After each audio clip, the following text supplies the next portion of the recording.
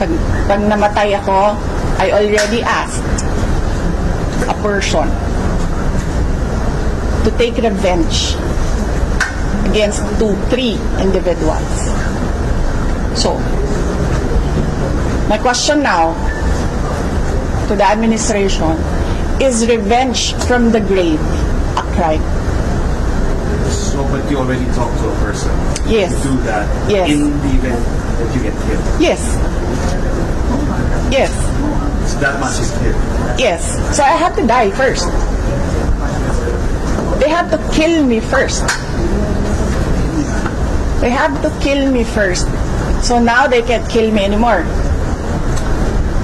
Unless they want to die. Kaya, hindi nakaganti si Benigno Aquino Jr. kasi hindi siya nagbilin. But you know, Benigno Aquino Jr. is not Sara Duterte. So, ibang tao din siya. Ibang tao din ako. This is a reply to the statement issued by the Presidential Communications Office on the order of Executive Secretary Lucas Bersamin dated November 23, 2024. The Marcos administration's insistence that the President's life is under active threat is ominous. I raise this caution as the President and his sycophants aggressively sell a narrative based entirely on my statement, which is taken out of its logical context. Bakit hindi nila pinapalabas kung ano yung question ng media? Bakit hindi nila pinapalabas kung ano yung una kong sagot? Bakit ang pinapalabas lang nila is the last, 4 words of my entire statement? They are building a narrative, and I'll tell you kung anong playbook ito. There is absolutely no flesh on the bone, and despite the absence of a reliable investigation, authorities were quick to consider this a national security concern. The diametric contrast and inaction are displayed when I have expressed in previous months threats to my person and the continuing threats to the lives of OVP personnel. Tossing the word assassin. Pakicheck, may sinabi ba akong assassin doon? Wala. So nilalagay nila doon sa narrative nila, assassin. And nilalagay nila sa narrative nila, murder plot.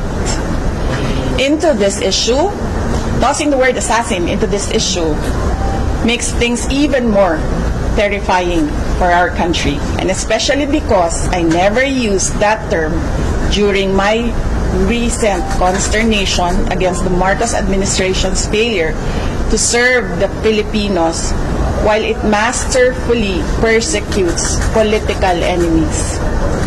Common sense should be enough for us to understand and accept that a supposed conditional act of revenge does not constitute to an active threat.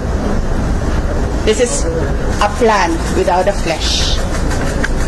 Pag pinipilit mo siya na active threat siya, isipin ninyo ang buong mundo na nanonood. Ganito ba ang kapasidad ng mga Pilipino na mag-isip? Diba? Ba't wala silang pakialam dyan? Pero ako, nahihiya ako na ganito ang kapasidad ng mga tao sa administrasyon. I am confident that an honest scrutiny would easily expose this narrative to be a farce, imagined, or nothing at all. So, may question kayo. You said you were taken out of context, and you also mentioned that they have a playbook. Yes. They're going by. Yes. So can you explain to us that context? Set it straight. Yes. And also explain to us that playbook that you're talking about. Okay, sige. So, the context is, what did I say? I was asked, do you know about the Roman... I'm sorry ha. I was asking for the transcription of all that I said. I did not get it before I came down. So, I have a problem remembering the exact words. Yes. So there was a question about Romanov, and I said, well, this is the first time that I've heard of that. But I've been warned by 2 persons already. 2. Be careful. I forget now what the words were said, but I will review my notes and I will tell you what that one person said and how he said to be careful, and that one other person, what that other person said. So, tatlo na yon. One person warned me, another person warned me, and then I was asked during a press briefing by a media person if I know of these plans, if you can say the word, if that is the correct word to use here, plans. So I answered, I was asked Romanov, and then I answered, I was told by 2 people, this is the first time I've heard of Romanov, so that is the 3rd already. And I said, don't worry about my security.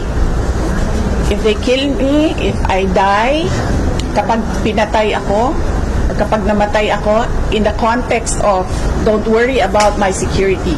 So this means pinatay ka. Diba? Kasi hindi ka naman mamamatay by heart attack in relation to your security. Diba? So, pag namatay ako, I already asked a person to take revenge against 2-3 individuals. So, my question now to the administration, is revenge from the grave a crime? So, but you already talked to a person Yes. to do that Yes. in the event that you get killed. Yes. Yes. So that much is clear. Yes. So I have to die first. They have to kill me first. They have to kill me first. So now they can't kill me anymore. Unless they want to die.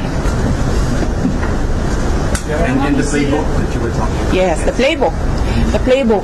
Remember, they are known for political persecution. They suppress and oppress opposition. And then somebody was assassinated on the airport tarmac.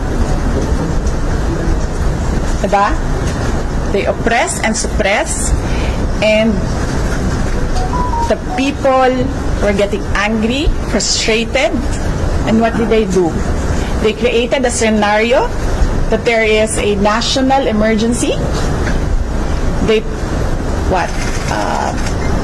set bombs to create a scenario that there is a national emergency.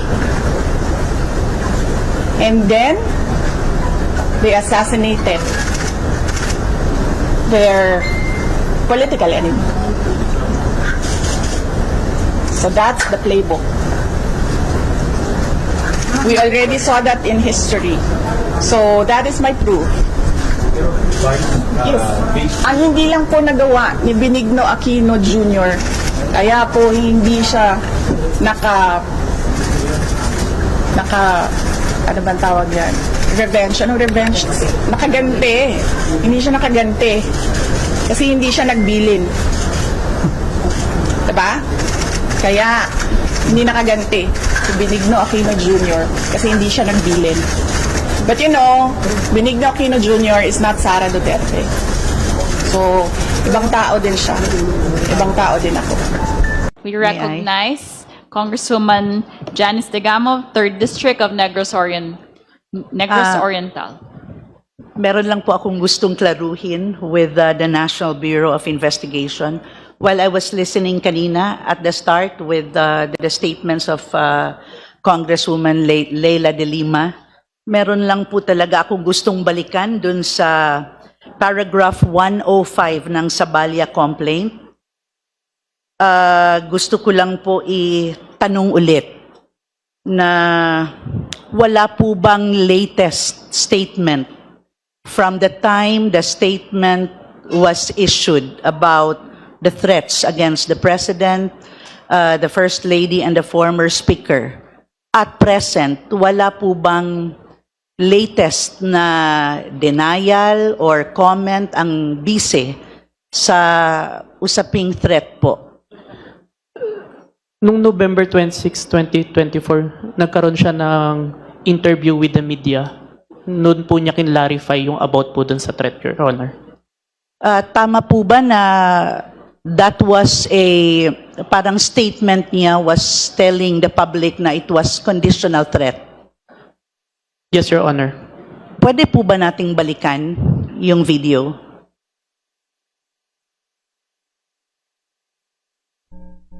I already asked a person to take revenge against three individuals.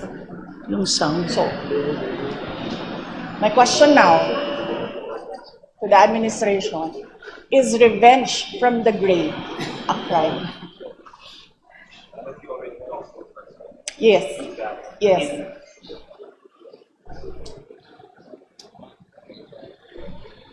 That was it po, ano? Dito po makikita na pinapaliwanag ni VP Duterte na conditional lang ang kaniyang naging pahayag. Tama po ba? Yes, Your Honor.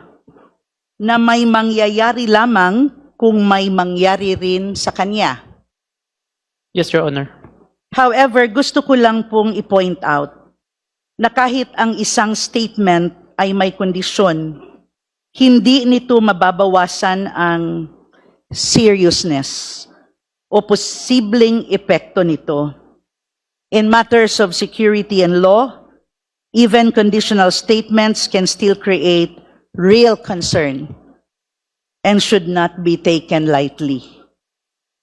Madam Chair, kapag ang usapan po ay may kinalaman sa banta ng buhay, kahit pa may kasamang kondisyon, kailangan pa rin itong seryosohin. Ang ganitong klaseng pahayag ay maaaring magbigay ng impression na may possibility na maisagawa ito, lalo na kung ang nagsasalita ay may kakayahan o impluensya. Kaya mahalaga po na ito ay ma-review at ma-address ng maayos at agad para maiwasan ang anumang risk at mapanatili ang safety at kaayusan ng lahat po.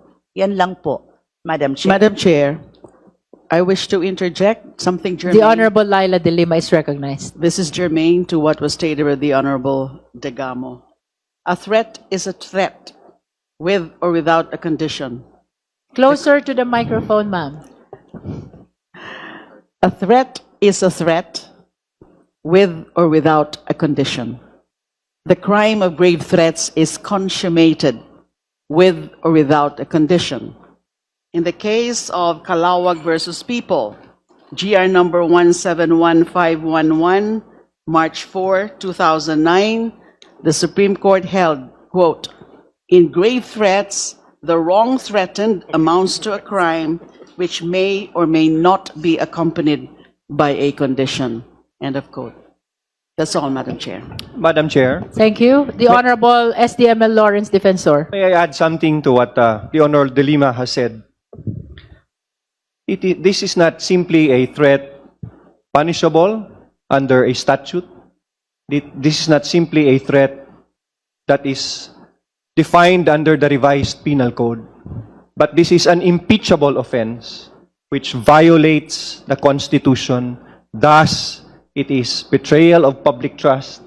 Thus, it is a high crime, regardless of whether it is a threat, because of the gravity of this act by the Vice President. So remember, it is not a simple crime under a statute or a law, but this is an impeachable offense under the Constitution. Thank you, Madam Chair. Madam Chair, Thank you. Honorable Laila De Lima. I'm constrained to add also to what was stated by the Honorable Defensor on that matter.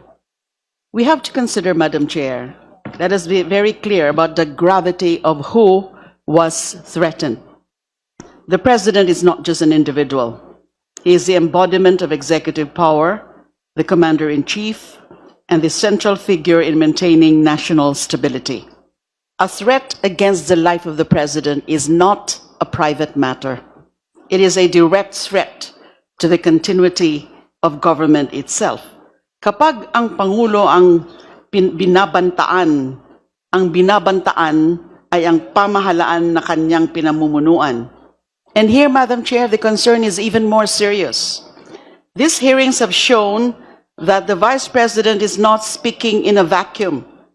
There are allegations and patterns that point to access, influence, and capacity to carry out violence.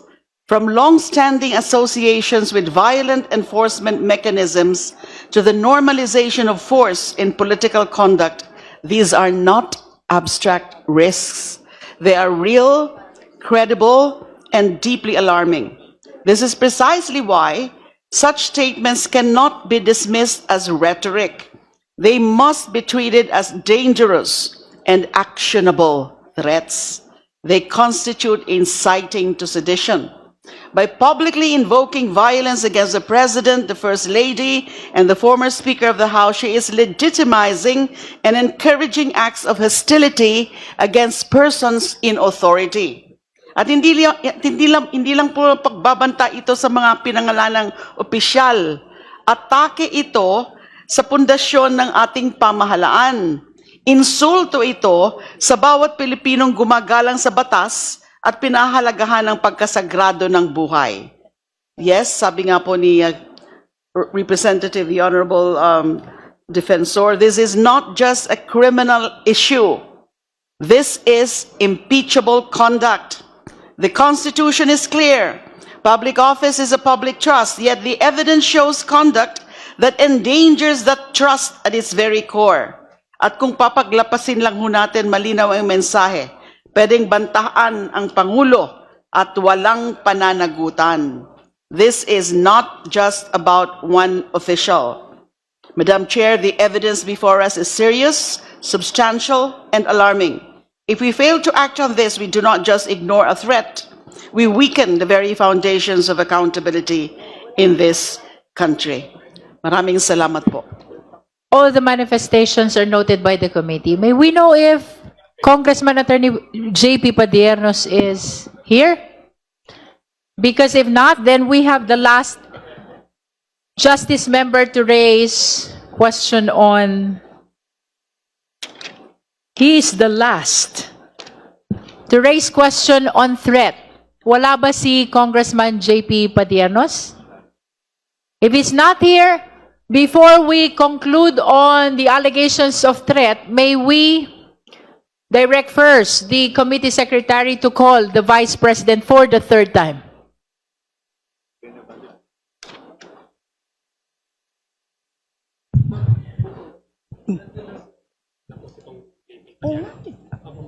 May the committee know if the respondent, Vice President Sara C. Duterte, is present in today's hearing. The respondent, Vice President Sara Duterte, is not present in today's hearing. Madam Chair. Let it be placed on the record that the committee secretary called the Vice President for the third time, and she continues to be not around in our hearing today. This is for the purpose of extending to her the continuing opportunity to present her evidence, including counter evidence, as well as raising clarificatory questions through the justice members. That is for the record.